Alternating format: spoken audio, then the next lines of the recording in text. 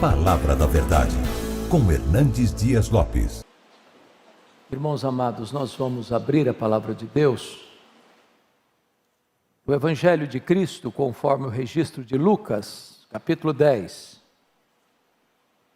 Lucas, capítulo 10. A partir do verso 1.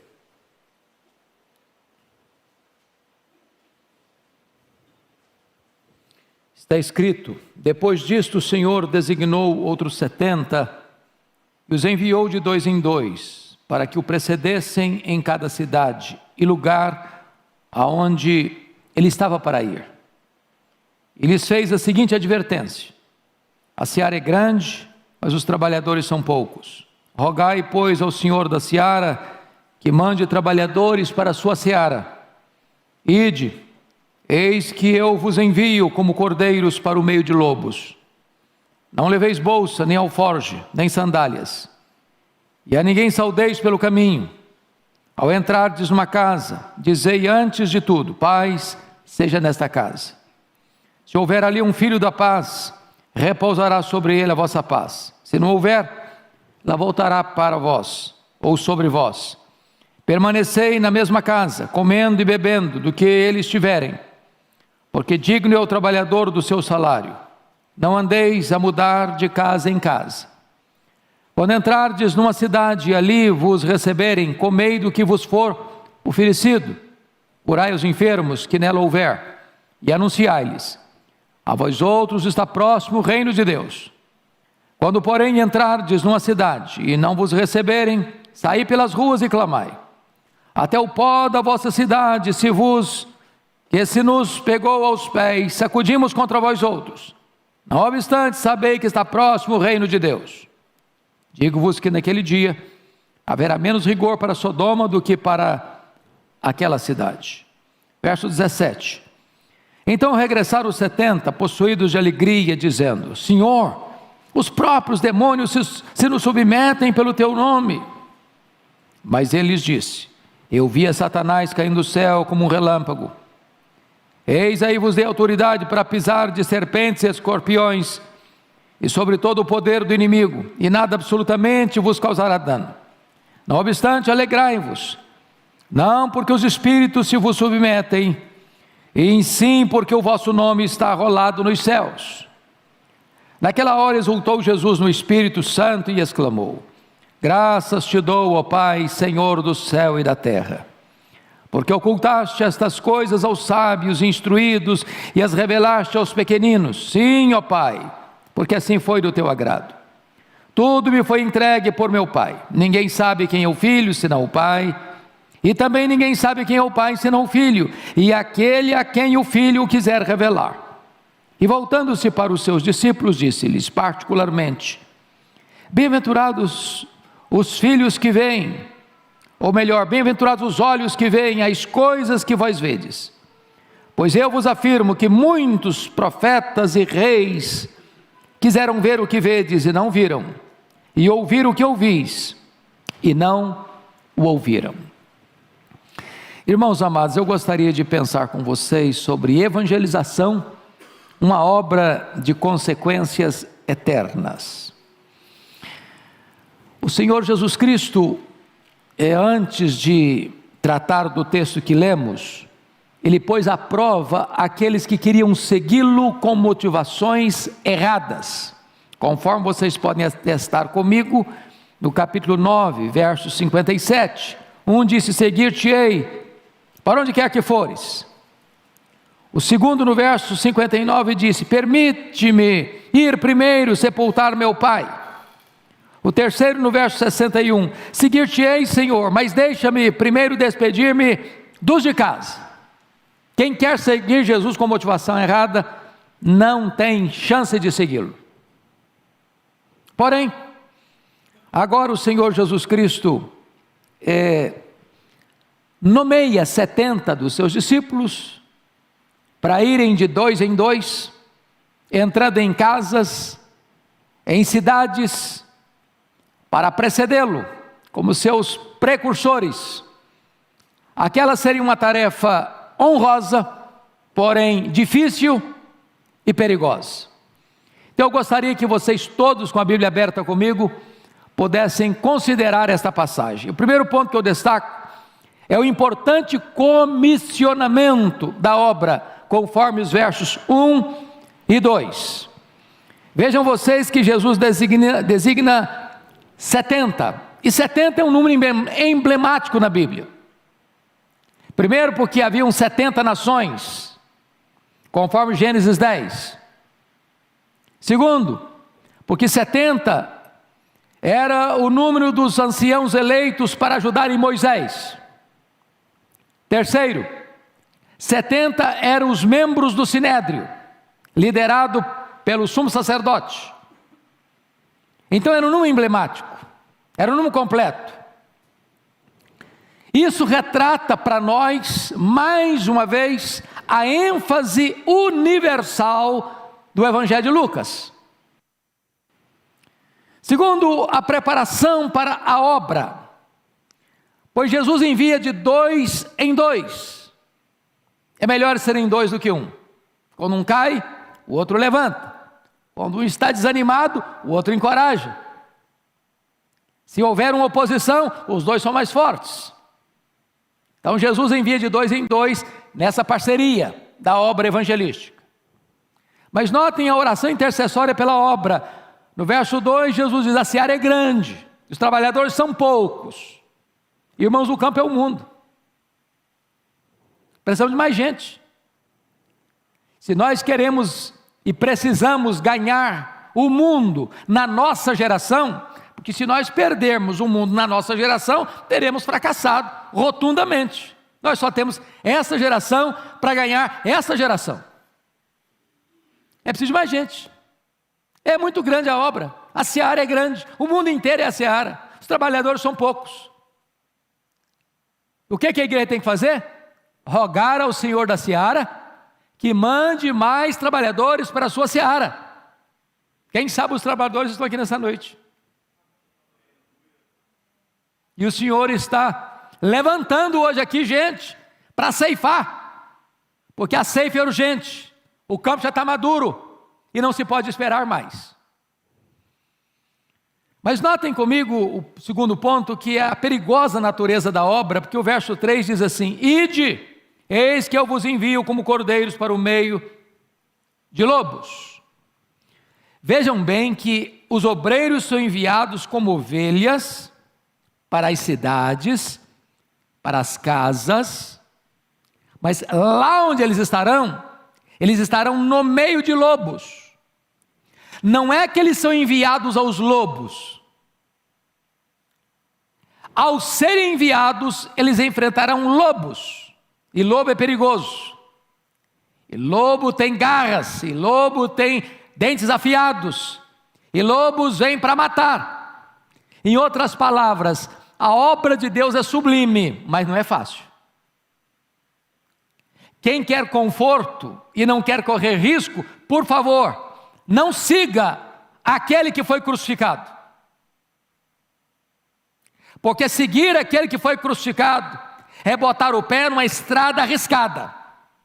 Todo aquele que quiser viver piedosamente em Cristo vai ser perseguido. Tem luta, tem oposição, tem inimigo, tem a fúria do diabo, tem oposição do mundo, tem o ódio do ímpio. Não tem como fazer essa obra de Deus de forma indolor, sem lutas, sem provas, sem dificuldades. Agora notem vocês a urgência absoluta dessa obra. Versículo 4: não leveis bolsa, nem alforje, nem sandálias, e a ninguém saudeis pelo caminho. Agora, por favor, preste atenção. O que Jesus está querendo dizer para esses 70 missionários, para esses 70 evangelistas itinerantes, é o seguinte: vocês não devem se preocupar prioritariamente com a provisão, nem se distraírem com agendas paralelas e secundárias. Quem envia vocês é poderoso para suprir a necessidade de vocês. Você vai depender do provedor e não da provisão. Quando o Senhor Jesus está dizendo, você não deve saudar ninguém pelo caminho, Jesus não está ensinando os evangelistas a serem antissociais ou deselegantes. É que as saudações naquela época eram demoradas, tinha todo um protocolo. E a obra era tão urgente que não poderia o evangelista se distrair com qualquer outro trabalho que não recebesse a urgência dessa obra. Então preste bem atenção nisso, querido irmão. Cuidado para você não se distrair com tanta coisa. A obra é urgente, ela não pode esperar.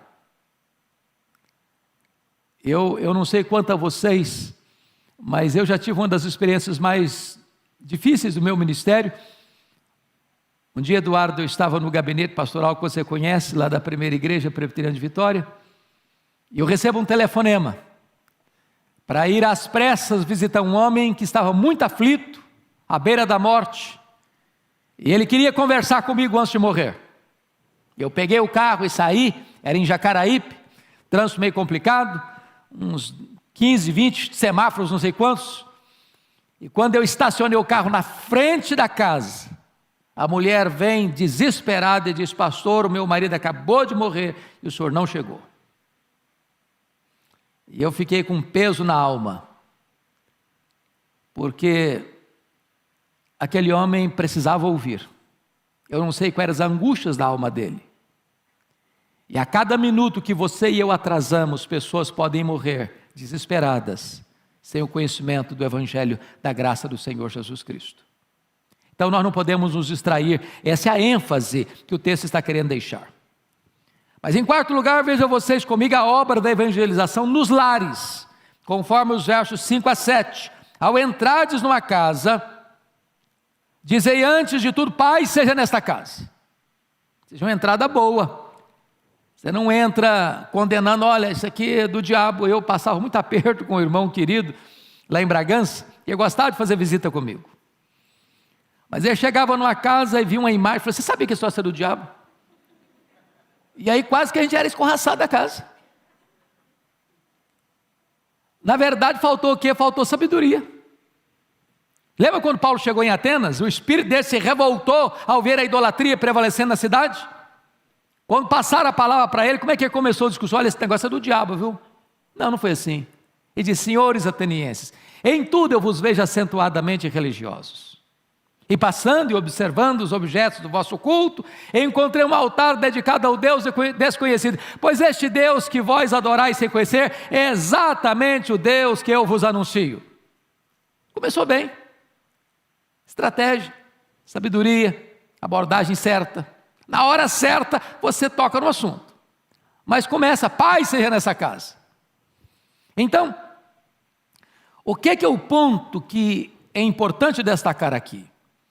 Os obreiros são enviados uma missão de paz, com uma missão de paz, com a mensagem de paz, em nome do príncipe da paz. E entendendo uma coisa, que o lar é o ponto mais estratégico para a igreja ganhar as pessoas para Cristo. Jesus usou esse método, os apóstolos usaram esse método, Paulo pregava de casa em casa. E as igrejas ainda hoje, que mais crescem e saudavelmente crescem, são as igrejas que usam o lar como plataforma evangelística. Há muitas pessoas que, talvez convidadas para vir num templo, elas têm resistência. Mas se você a convidar para ir na sua casa, ou se você for à casa dela, com esta expressão, paz seja nesta casa, talvez você tenha acesso, talvez você tenha entrada, e ali chega o evangelho. Então nós não podemos desprezar essa estratégia do Senhor Jesus Cristo para alcançar as pessoas. Agora vejam bem, comigo no verso 7, uma coisa importante. Permanecei na mesma casa, comendo e bebendo do que eles tiverem, porque digno é o trabalhador do seu salário, não andeis a mudar de casa em casa. Então, os obreiros nessa missão de paz não devem buscar conforto, nem demonstrar qualquer ostentação. Preste atenção. Ele chega numa casinha lá, bem simplesinha, não tem ar-condicionado, nem ventilador, o mosquiteiro não funciona. E aí, você ficou naquela casa, mas tem uma casa maior, com ar-condicionado, cama boa, lençol de fio egípcio, travesseiro de pena de ganso. Vou ficar aqui nada, porque você está doido. Para cá. O que Jesus está querendo ensinar com isso? Cuidado para você não ser uma pessoa que ostente, cuidado para você não ser elitista. Cuidado para você não fazer 10 visitas num ano para uma família e nenhuma para outra família. Quando Jesus diz, comer de tudo que pôr na mesa, Ele está dizendo que você tem uma mensagem do Evangelho, mas para levar a mensagem do Evangelho você tem que ter sensibilidade cultural. Cultural. Sabe por que Paulo proibiu Tito de ser circuncidado? E Paulo manda circuncidar Timóteo? Sensibilidade cultural. Quando queriam circuncidar Tito, era por uma razão teológica. De jeito nenhum, se você circuncidar alguém por razão teológica, você está negando a fé, você está negando a graça. Não é possível acrescentar mais nada à obra de Cristo. Então não pode. Agora, se não é teológico, é apenas para abrir caminho para a pregação do Evangelho, pode circuncidar. Timóteo, circuncida, meu filho. Eu estava pregando num país africano há pouco tempo, e eu achei muito curioso o que um dos pastores me disse. Os nossos missionários vêm para cá, mas eles não vestem a nossa roupa, eles não comem a nossa comida, eles não se envolvem com a nossa cultura e querem nos alcançar. Preste atenção nisso. Jesus está nos ensinando aqui sensibilidade cultural. O que for pôr na mesa, coma. Eu nunca me esqueci quando fui à missão Quassis Abantu, e a comida era muito simples, e era de graça, para as caravanas que lá chegavam. Era um grande caldeirão, comida à base de milho, e algumas pessoas brasileiras que foram conosco enchiam um prato, da primeira garfada não gostava, encostava o prato. Aí levanta um irmão e disse, vocês precisam entender uma coisa. Esta comida é a expressão da graça de Deus. E não se pode jogar a graça de Deus no lixo. Preste atenção nisso. Não crie barreira para que o Evangelho da paz chegue ao coração das pessoas. Tenha sabedoria e sensibilidade cultural. Foi o que Jesus está ensinando.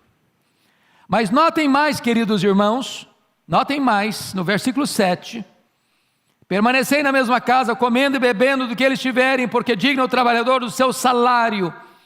E aqui o Senhor também está mostrando outra coisa.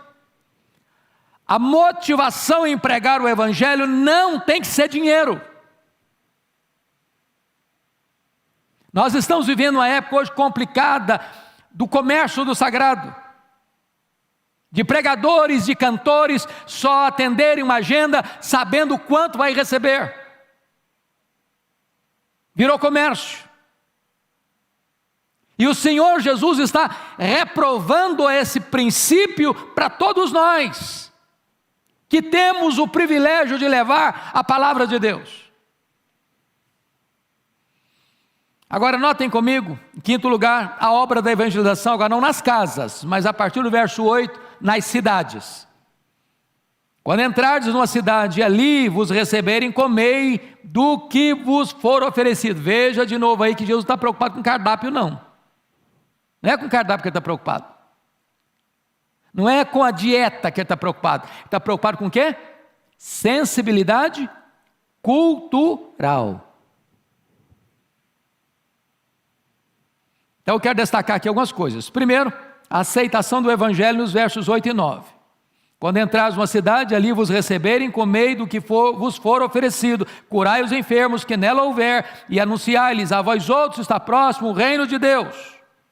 Então veja você, que Jesus está mostrando que a pregação aos ouvidos precisa ser precedida da pregação aos olhos. As obras poderosas precedem a palavra de poder. E aqui, irmãos, talvez a necessidade da preparação para pregar.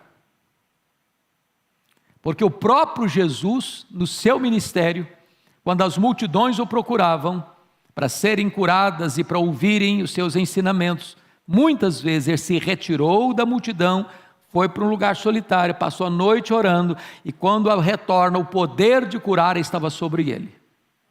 Às vezes nós estamos vazios de poder, porque nós estamos num ativismo perigoso, colocando a obra do Senhor no lugar do Senhor da obra. Precisamos de poder. Não é que o milagre é o Evangelho, mas ele abre porta para o Evangelho. Segunda coisa, veja você comigo, a rejeição do Evangelho nos versos 10 a 15. Quando, porém, entrares numa cidade e não vos receberem, saí pelas ruas e clamai, até o pó da vossa cidade se nos pegou aos pés, sacudimos contra vós outros. Não obstante, sabei que está próximo o reino de Deus. Então veja vocês, que quando o Evangelho é rejeitado, você evangelista, você pregador, você portador de boas novas, não se sinta fracassado, você não administra resultados.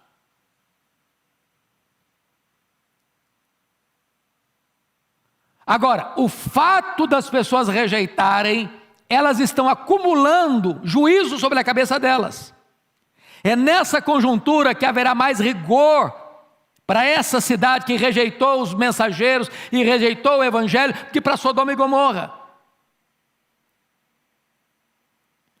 Mas os evangelistas que estão sendo rejeitados, e o Evangelho pregado está sendo rejeitado, tem que ser pregado com clareza. Não obstante, apesar de vocês rejeitarem, entenda isso, está próximo o reino de Deus. Vocês não querem escutar, mas tem que escutar. O reino de Deus está chegando. Está chegando. Não são vocês que rejeitam, que vão validar ou invalidar a mensagem que nós pregamos. Ela é verdadeira, ela vai acontecer, ela é real. O que Deus falou vai acontecer, quer recebendo vocês ou não. O reino de Deus está próximo. Agora vejam vocês, em terceiro lugar, a autoridade dos obreiros, versículo 16. Olha comigo. Quem vos der ouvidos, ouve-me a mim. E quem vos rejeitar, a mim me rejeita. Quem, porém, me rejeitar, rejeita aquele que me enviou. Irmãos, olha que coisa impressionante isso aqui. Você é um embaixador. Um embaixador é alguém, por exemplo, o embaixador do Brasil. Ele está no Canadá, na França, na Alemanha. Ele é um brasileiro. Ele está lá no outro país. Ele não pode se naturalizar lá. Ele é daqui. Ele é cidadão daqui. Ele representa o seu país. Ele fala em nome do seu país. Ele não fala de moto próprio. Ele não representa a si mesmo. Ele representa o seu governante. Ele representa a sua nação. Então o que o texto está dizendo é que quando alguém rejeita o evangelista, ele está rejeitando em última instância quem comissionou o evangelista. E quem rejeita Jesus está rejeitando o próprio Deus Pai.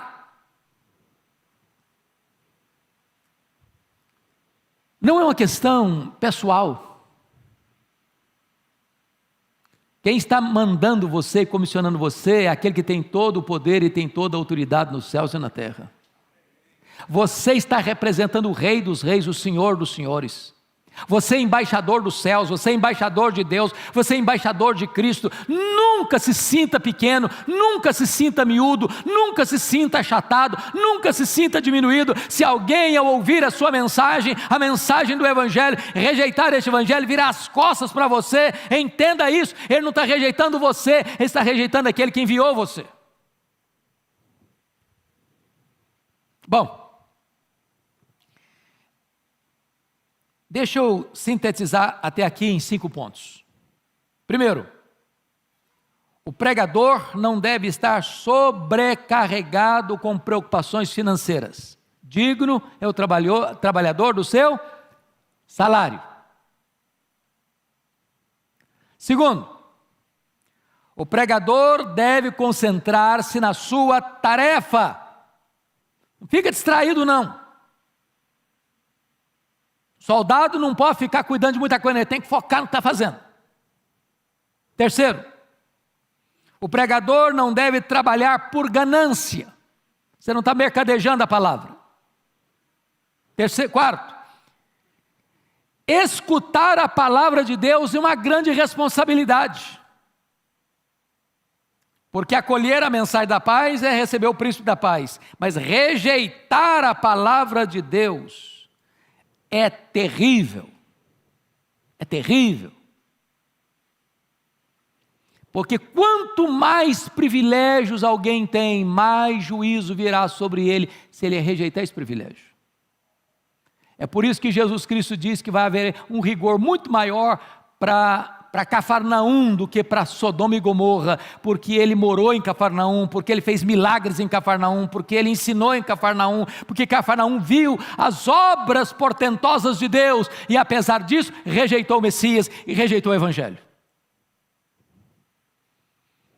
Sexto lugar, vamos ver a alegria dos obreiros enviados, versos 17 a 20, eu destaco 3 pontos aqui. Primeiramente, uma experiência vitoriosa, versículo 17, olha aí comigo. Então regressaram os 70, possuídos de alegria, dizendo: Senhor, os próprios demônios se nos submetem pelo teu poder. Eles estão tão fascinados pelo poder do Evangelho, deste poder da luz, que vai desbancando as trevas, que vai reprovando as trevas, que vai libertando os cativos, os endemoniados ficam libertos, os demônios têm que bater em retirada, e eles estão extasiados com este fenômeno. Até os demônios se nos submetem pelo teu nome.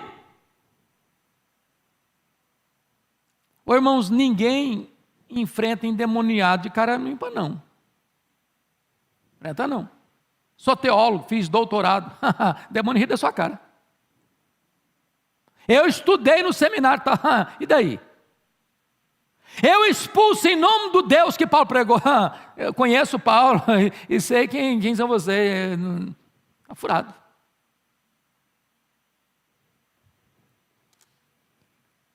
Eles estão impressionados, não é porque eles têm poder. Eles estão impressionados que os demônios se curvam diante do poder do nome de Jesus. Este nome tem poder. Não é uma nomenclatura, não é citar o nome, não. É ter compromisso com esse nome. Segundo lugar, uma advertência oportuna. Olha os versos 18 e 19, mas, veja a adversativa mais, hein? Preste atenção aqui. Mas, ele lhes diz: eu via Satanás caindo do céu como relâmpago. Eis aí vos dei autoridade para pisar serpentes, escorpiões e sobre todo o poder do inimigo, e nada absolutamente os causará dano. Qual é o ponto aqui? Eles estão fascinados porque os demônios se submetem a eles pelo nome de Jesus. E Jesus: olha, eu vi Satanás cair como relâmpago. Ponto aqui é o seguinte: por que Satanás caiu? Por causa de quê? Soberba. E as nossas mais profundas alegrias podem estar fermentadas pelo levedo do orgulho, e não há orgulho mais perigoso do que o orgulho espiritual. Preste bem atenção no que eu vou lhes dizer. Muito cuidado em você estufar o peito, dizer: eu prego com poder, eu oro com poder, eu expulso demônios porque eu sou um homem experiente, uma mulher de Deus. Cuidado para você não atrair os holofotes para você. Cuidado para você não esconder a sua soberba, a sua arrogância espiritual com a capa religiosa, com a capa da piedade. Cuidado. Jesus está alertando esses homens. Se Deus está abençoando o seu ministério, bote a boca no pó. Não toque trombetas. Não acenda as luzes da ribalta em cima de você. Terceiro lugar, Jesus trata de uma alegria maior no verso 20, confira comigo. Não obstante, alegrai-vos, não porque os espíritos se vos submetem, sim, porque o vosso nome está arrolado no livro da vida. Nossa maior alegria, irmãos, é ter o nosso nome no livro da vida. Nossa maior alegria não está no serviço, mas na graça salvadora de Deus. Bendito seja o Senhor. Certa feita perguntaram para Sir James Simpson, o inventor do clorofórmio, perguntaram assim: Sr. James Simpson, qual foi a sua maior descoberta? Pensando que ele fosse falar das suas descobertas científicas, e ele respondeu assim: minha descoberta mais grandiosa foi quando eu dei conta que Jesus Cristo era o meu Salvador. Louvado seja o Senhor. Mas eu quero terminar, irmãos, com o último ponto. A alegria de Jesus, o enviador. Chama a sua atenção para 3 verdades solenes. Primeira, a soberania de Deus na salvação, versículo 21. Naquela hora exultou Jesus no Espírito Santo e exclamou: graças te dou, ó Pai, Senhor dos céus e da terra, porque ocultaste estas coisas aos sábios e instruídos e as revelaste aos pequeninos. Sim, ó Pai, porque foi assim do teu agrado. Meus irmãos, é a primeira vez nos evangelhos que Jesus está se alegrando, exultando em espírito. Por 2 razões. Primeiro, porque Deus é soberano para ocultar. A gente não costuma dar graças e nem glorificar a Deus por aquele que ele oculta, né? Irmão, se evangelho fosse por um quesito de inteligência, todos os sábios deste mundo abraçariam o evangelho. Se o evangelho fosse por uma questão de status, os ricos, os poderosos abraçariam o evangelho. E Jesus está aqui dando graças te dou, Pai, porque tu ocultaste aos sábios e entendidos, que batem palmas para si mesmo, que se enaltecem, que se consideram supra-sumo, que se julgam os poderosos, os sábios, os inteligentes, os entendidos desse século. Eles olham a palavra de Deus, irmãos, eles não enxergam um palmo na frente do nariz. A Bíblia é esse livro fantástico, que o PhD, um pós-doutorado, pega, olha e não entende nada. Nada.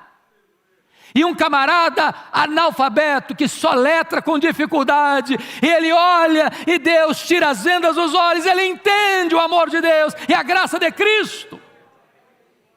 Sabe por quê? É porque Deus revela, é que Deus tira a venda, é que Deus tira o tampão, é que Deus ilumina o coração, é que Deus faz a obra.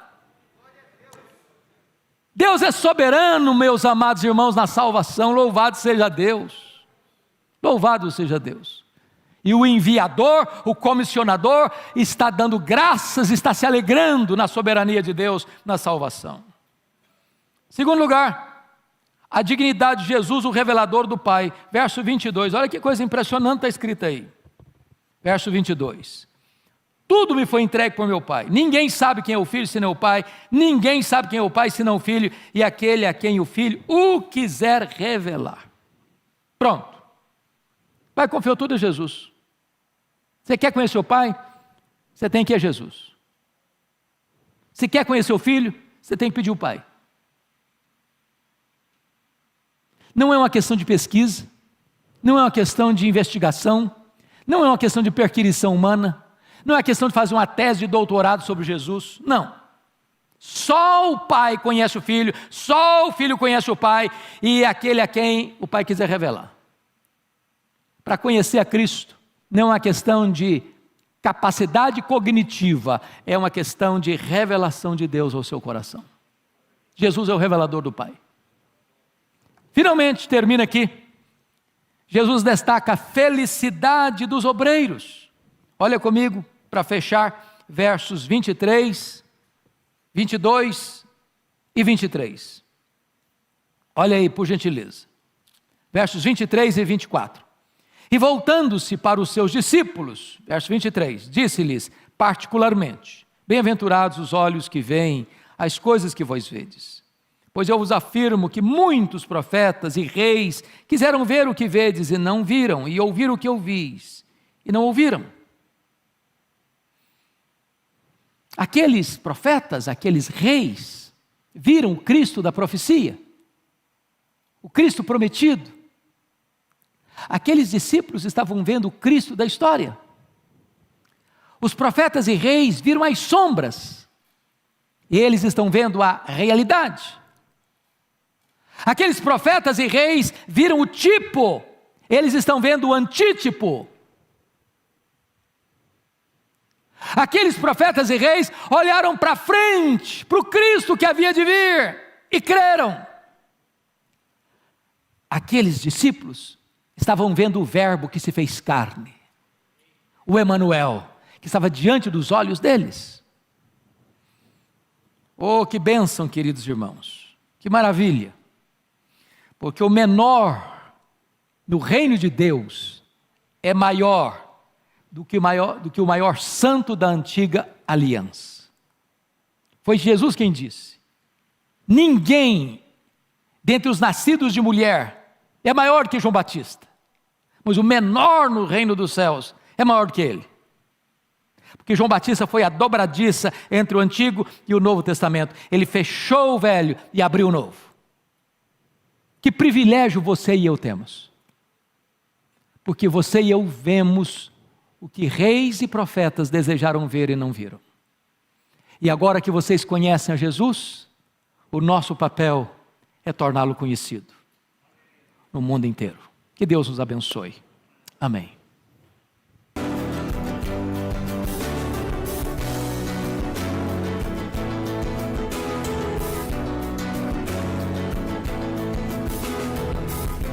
Palavra da Verdade, com Hernandes Dias Lopes.